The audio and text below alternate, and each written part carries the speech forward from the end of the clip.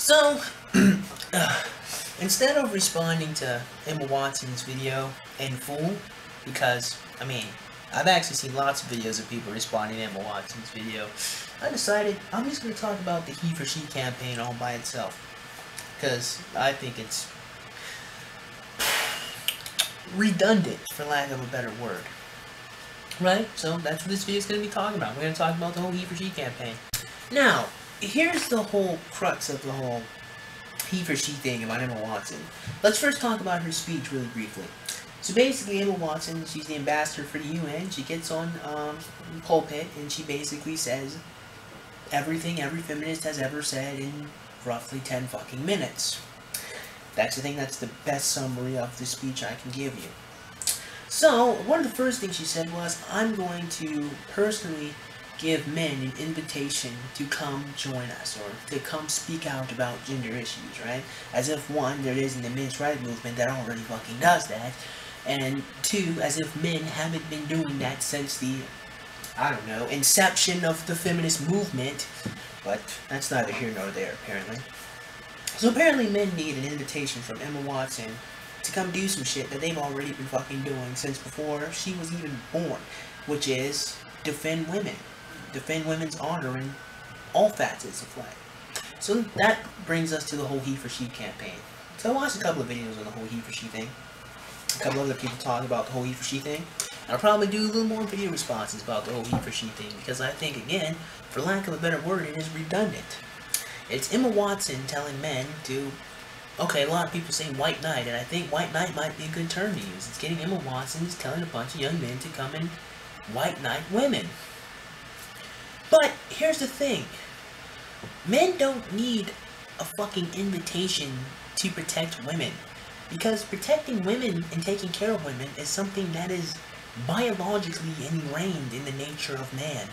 I mean, before most people were MGTOWs, a lot of all they did was talk to women or try to be around women or take care of women before they got their hearts broken or before they got hurt by a woman. You know, I mean, your mom's a woman. I mean, I'm sure that helps.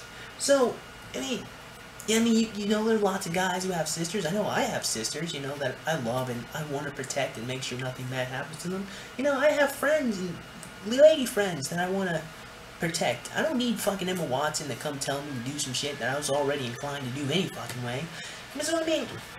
And I just thought it was weird. Because, you know, Emma Watson is like, you know, she comes and she tells men to come join the conversation for feminism as if, you know, it wasn't men who created the legislation that feminists were asking for way back when. It was men who allowed women to fucking vote, right?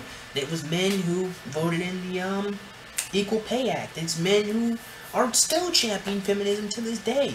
You know, then you have the whole allyship thing that still blows my mind to this very day about how you can only be a feminist ally. You can't even be a fucking male feminist.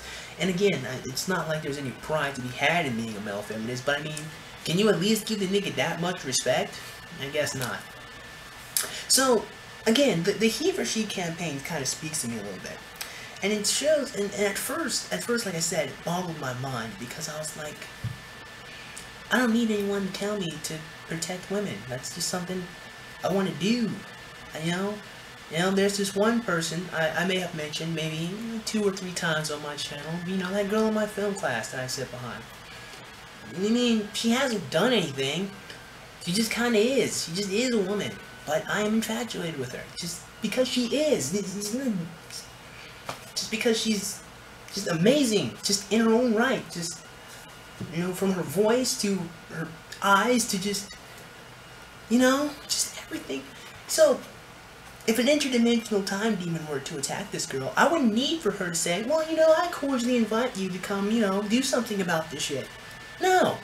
I mean, if I had the power to face down interdimensional time demons, I would absolutely take down the interdimensional time demon. And if I was a superhero, if I was the Avatar, I think. Isn't that the original metaphor I used? I don't know. It's been a little while since I made the whole video game. Yeah, I did say I was the Avatar. That's neither here nor there. The point that I'm making is that I don't need an invitation to protect somebody that I'm fond of. And of course, I'd do the same thing for anybody, really, if I had the power to face down interdimensional time demons. You know, I would do good things, not to get anything, but, you know, because I can. That's why I have this whole YouTube channel. Again, the point that I'm making is that it is something ingrained in men. And so, like I said, when Emma Watson first fucking said, you know, the whole he for she campaign and trying to get more men into gender studies, I was like, you're not doing anything new. This idea isn't original, considering the fact that, I mean, you have people like Connor Manning, who already has been talking about this shit long fucking before Emma Watson decided to talk about it. I mean, again, you go into the whole history of feminism, so so again, that's when I first was mind-boggled. But then I thought about it for a second, and I realized that, well, if you look at it from the mindset of a feminist, okay, you got your two brands of feminists from what I've gathered. You got your radical feminists, and then you got your well-meaning feminists, okay? Maybe there's three, then you have your moderate feminists, okay? So your radical feminists are the ones who hate men, and they're the loudest voice of the feminist movement, and you see them the most apart. You see most of them. Then you have the well-meaning feminists. Now the well-meaning feminists, again, it's implied in the name, like, they want to do good things, they're just going about it the wrong way, right? They're not mean people, they don't hate men, and they genuinely want men and women to be equal, they just don't understand the reality of the world. And that reality is, men and women are fucking different, and we have power in different situations, right?